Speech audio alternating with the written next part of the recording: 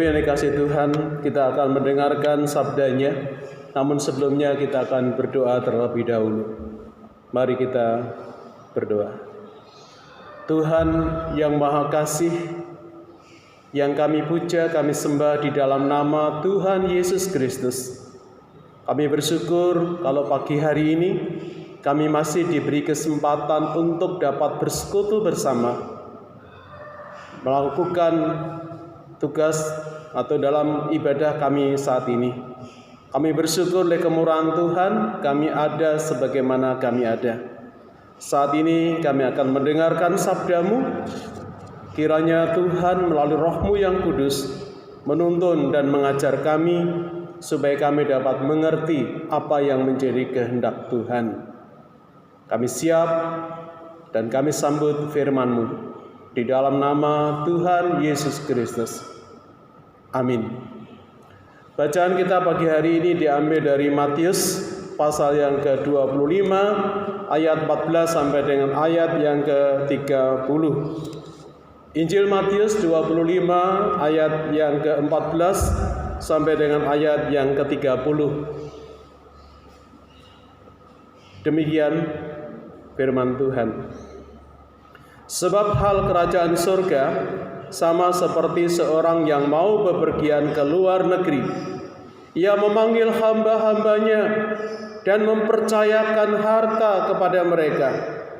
Yang seorang diberikan 5 talenta, yang seorang lagi 2, dan yang seorang lagi 1, masing-masing menurut kesanggupannya. Lalu ia berangkat. Segera pergilah hamba yang menerima 5 talenta itu. Ia menjalankan uang itu lalu beroleh laba 5 talenta. Hamba yang menerima 2 talenta itu pun berbuat demikian juga dan berlaba 2 talenta. Tetapi hamba yang menerima 1 talenta itu pergi dan menggali lubang di dalam tanah, lalu menyembunyikan uang tuannya. Lama sesudah itu pulanglah tuan hamba-hamba itu, lalu mengadakan perhitungan dengan mereka. Hamba yang menerima 5 talenta itu datang, dan ia membawa laba 5 talenta. Katanya, "Tuan, 5 talenta Tuan percayakan kepadaku. Lihat, aku telah beroleh laba 5 talenta." Maka kata tuannya itu kepadanya, "Baik sekali perbuatanmu, hai hambaku yang baik dan setia. Engkau telah setia dalam perkara kecil, aku akan memberikan kepadamu tanggung jawab dalam perkara yang besar. Masuklah dan turutlah dalam kebahagiaan Tuanmu." Lalu datanglah hamba yang menerima 2 talenta itu. Katanya, "Tuan, 2 talenta Tuan percayakan kepadaku. Lihat, aku telah beroleh laba 2 talenta." Maka kata tuannya itu kepadanya, "Baik sekali perbuatanmu itu, hai hambaku yang baik dan setia. Engkau telah setia memikul tanggung jawab dalam perkara yang kecil.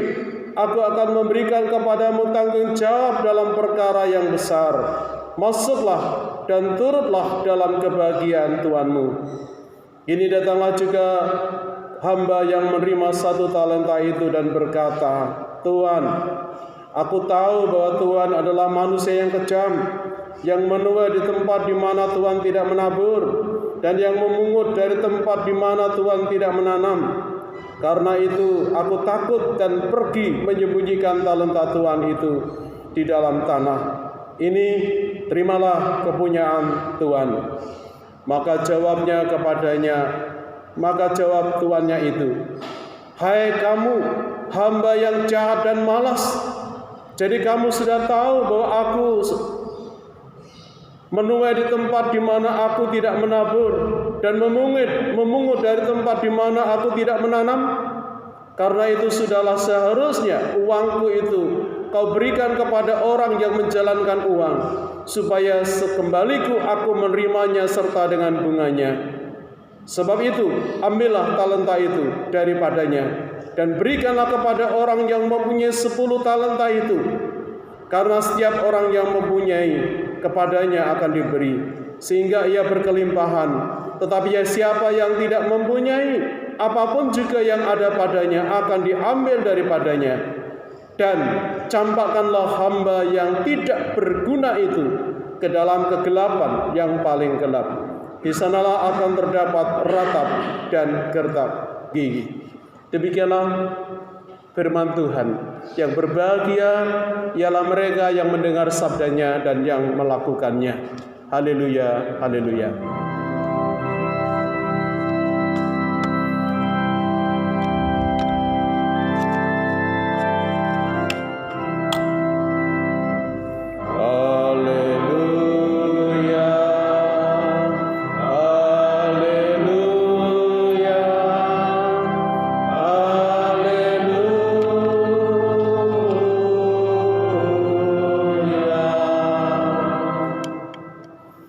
Salam, selamat pagi Bapak Ibu.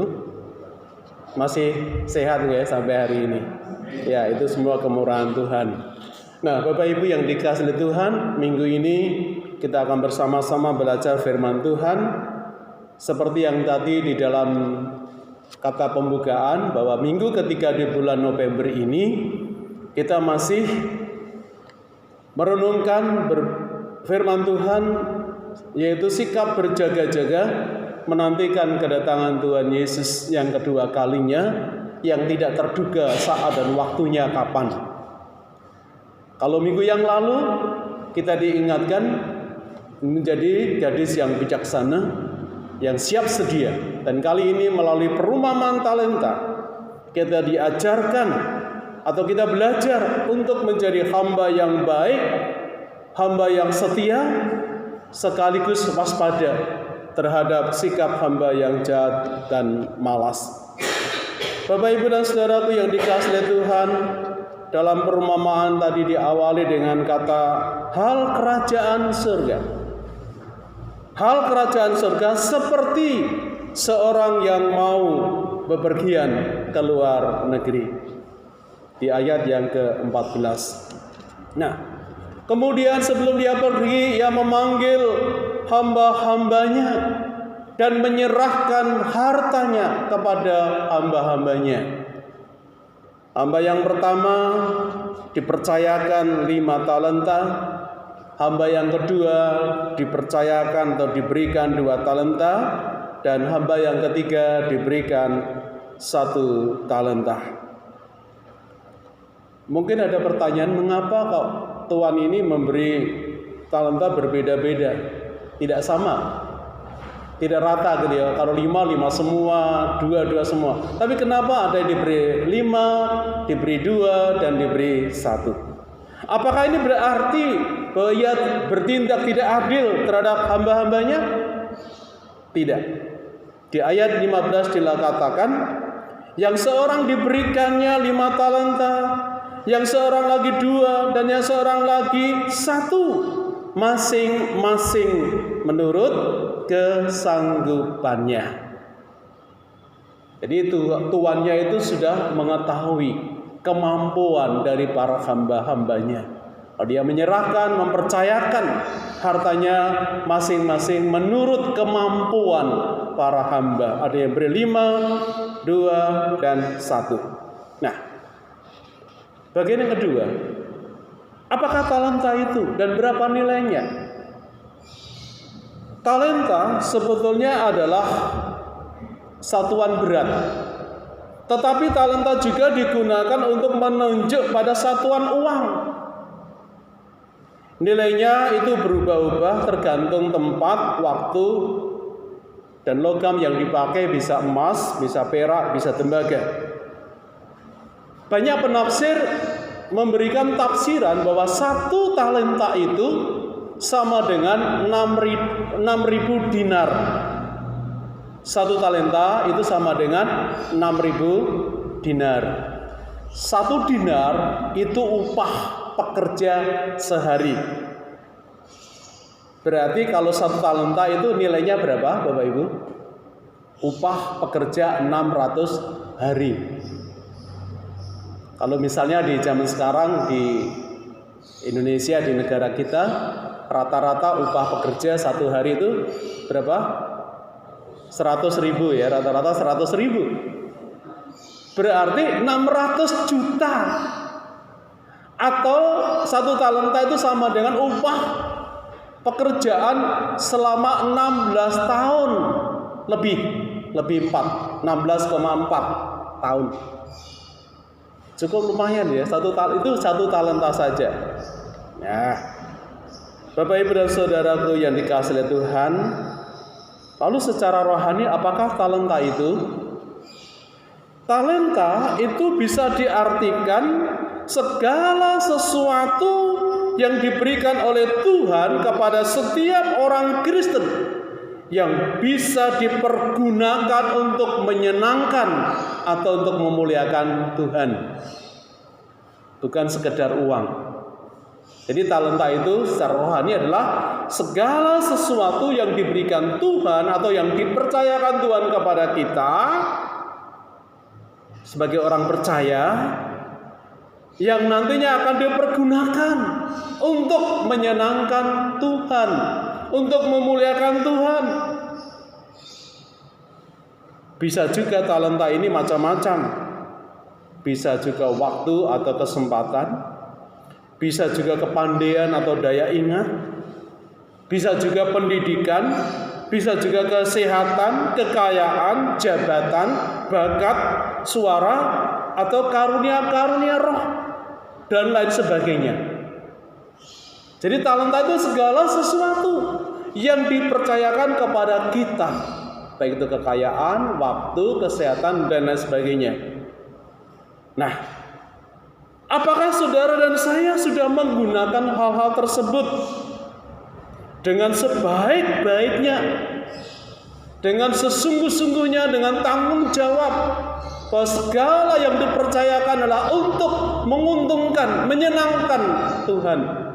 Kata menguntungkan atau laba itu adalah untuk menyenangkan hati Tuhan. Jelas ya Bapak Ibu? Jadi talenta itu segala sesuatu yang dipercayakan kepada kita. Nah, sekarang kita lanjut bagian yang ketiga. Bagaimana respon hamba-hamba dalam menggunakan talenta tersebut? Hamba yang pertama dikatakan dalam ayat yang ke-16, dikatakan demikian, segera pergilah hamba yang menerima 5 talenta itu, ia menjalankan uang itu lalu beroleh laba 5 talenta. Ayat 16 di awal dengan kata segera. Artinya apa? Ia tidak menunda-nunda. Dia tidak membuang waktu. Segera dia lakukan apa yang menjadi tanggung jawabnya. Dia tidak menunda untuk hidup bagi Tuhan, untuk melayani Tuhan. Dia gunakan kesempatan waktu yang ada untuk sungguh-sungguh lakukan apa yang telah dipercayakan Tuhan kepadanya. Yang menjalankan uang sehingga menguntungkan 5 talenta bagi tuannya. Hamba pertama setelah mendapatkan kepercayaan 5 talenta, hamba tersebut langsung pergi dengan segera. Dia lakukan tugasnya, mengerjakan apa yang telah dipercayakan kepadanya. Ia pergi menjalankan dan memperoleh laba 5 talenta, sehingga jumlah talenta yang di tangannya menjadi 10 talenta. Di sini kita perlu merenungkan Bapak Ibu. Bagi kita ada banyak yang bisa kita lakukan untuk menyenangkan dan memuliakan Tuhan. Seperti hamba yang pertama tadi, menggunakan waktu, tenaga, uang, kendaraan untuk melayani Tuhan. Menggunakan waktu, tenaga, pikiran untuk belajar dan mengerti firman Tuhan.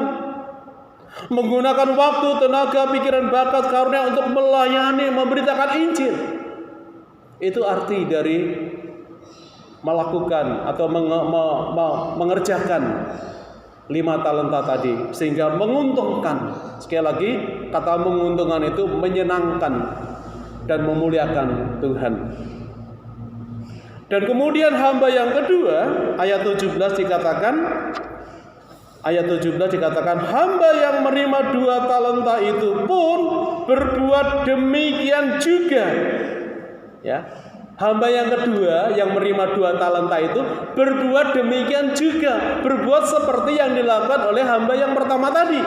Dia segera pergi dan mengerjakan talentanya yang dipercayakan dan menghasilkan untung laba 2 talenta.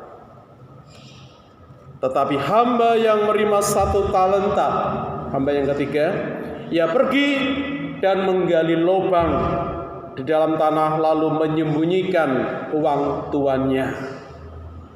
Saudaraku yang dikasihi Tuhan, kontras dengan hamba yang pertama dan kedua. Hamba yang ketiga tidak pergi menjalankan 1 talenta yang dipercayakan kepadanya.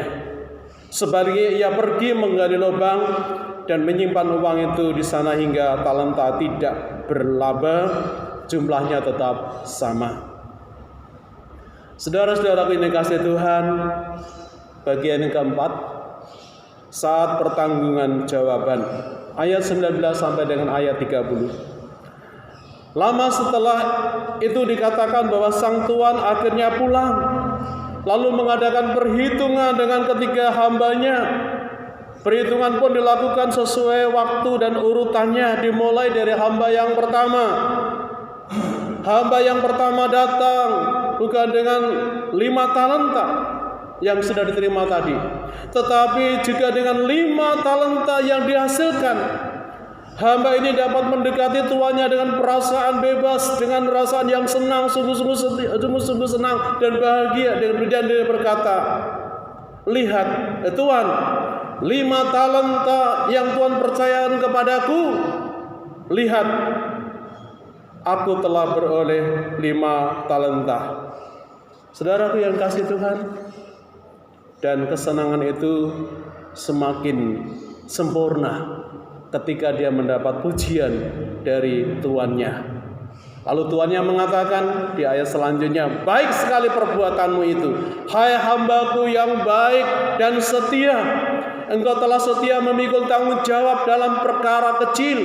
Aku akan memberikan kepadamu tanggung jawab dalam perkara yang besar. Masuklah dan turutlah dalam kebahagiaan Tuanmu. Itu sungguh sangat menyenangkan. Dia mendapat pujian, mendapat kehormatan, dan dimuliakan oleh tuannya. Sekarang masuklah dan turutlah kebahagiaan bersama Tuanmu. Hal yang sama juga dialami oleh hamba yang kedua. Kemurahan hati tuannya ini ternyata tidak sekurang sedikit pun.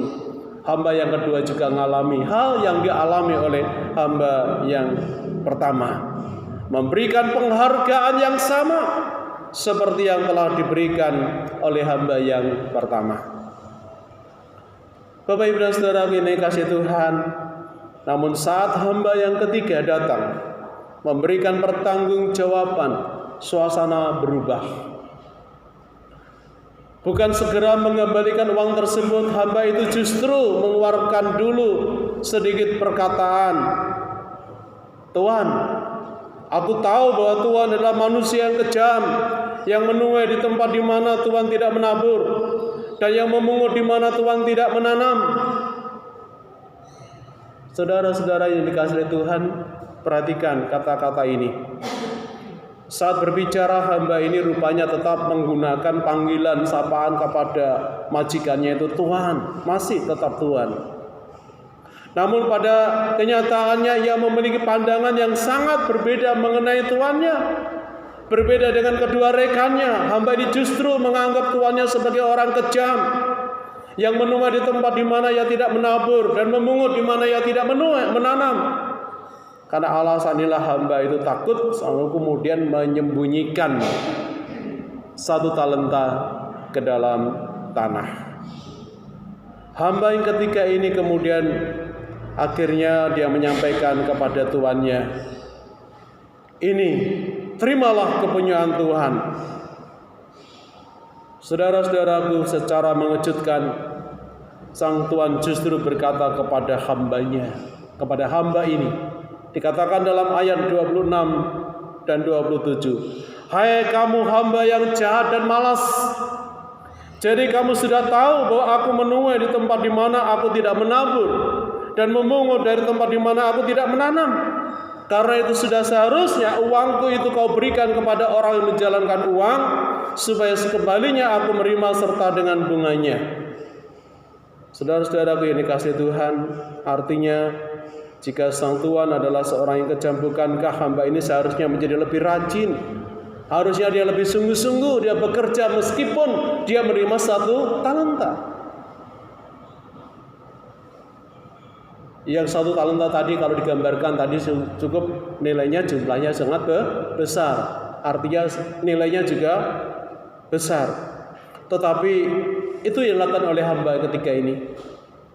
Makanya Tuhan menyebut dia seorang hamba yang jahat, hamba yang malas. Dia tidak melakukan apa yang dipercayakan tuannya. Kejahatannya dan kemalasannya bukan karena dia menanam atau menyembunyikan talenta itu, tetapi dia tidak mengerjakan bagian yang harus dikerjakan. Seharusnya dia melakukan pekerjaan seperti hamba yang pertama, hamba yang kedua, dan sama-sama menguntungkan, sama-sama mendatangkan kesenangan hati Tuhan, memuliakan Tuhan. Dan itu yang tidak dilakukan oleh hamba yang ketiga. Dan dalam murkanya kemudian ayat yang terakhir dikatakan, hai hamba yang jahat dan malas, kamu telah menyia-nyiakan waktu dan kesempatan. Lalu di ayat terakhir dikatakan, dan campakkanlah hamba yang tidak berguna ke dalam kegelapan yang paling gelap. Di sanalah akan terdapat ratap dan gertak gigi. Bapak, Ibu, dan saudaraku yang dikasihi oleh Tuhan, tema kita pagi hari ini adalah hamba yang dipercaya. Apakah kita juga sebagai hamba-hamba Tuhan, orang-orang percaya, dapat dipercaya? Tuhan telah mempercayakan kepada kita masing-masing segala sesuatu. Entah itu kekayaan, kesehatan, waktu, kesempatan, sebagainya. Dan apakah kita sudah gunakan untuk menguntungkan, untuk memuliakan dan menyenangkan hati Tuhan? Saudaraku dikasihi Tuhan, saja ada perusahaan duniawi aja. Ketika ada karyawan yang tidak tanggung jawab, kalau ada karyawan yang tidak mengerjakan bagiannya, tentu majikannya pasti akan menilai kamu karyawan yang malas, dipecat. Salah nggak dipecat? Nggak salah. Dia pekerjaannya kan sia-sia, dia tidak berguna kan? Sama seperti hamba ketiga, kau hamba yang tidak berguna. Ada karyawan yang tidak melakukan pekerjaannya, tidak mengerjakan apa yang seharusnya dikerjakan. Untuk apa? Dia tidak berguna. Sedangkan seorang karyawan yang baik, yang rajin, yang sungguh-sungguh, mungkin akan ada promosi, ada ditingkatkan menjadi bagian yang lebih tinggi lagi. Gitu kan? Nah, kalau perusahaan duniawi seperti itu, demikian juga dengan Tuhan. Jelas hidup kita memiliki atau dipercayakan oleh Tuhan segala talenta yang dipercayakan kepada kita. Kalau perusahaan saja meminta pertanggungjawaban seperti itu, apalagi Tuhan yang berhak untuk meminta pertanggungjawaban dari setiap kita dalam menggunakan seluruh apa yang telah dipercayakan kepada Tuhan.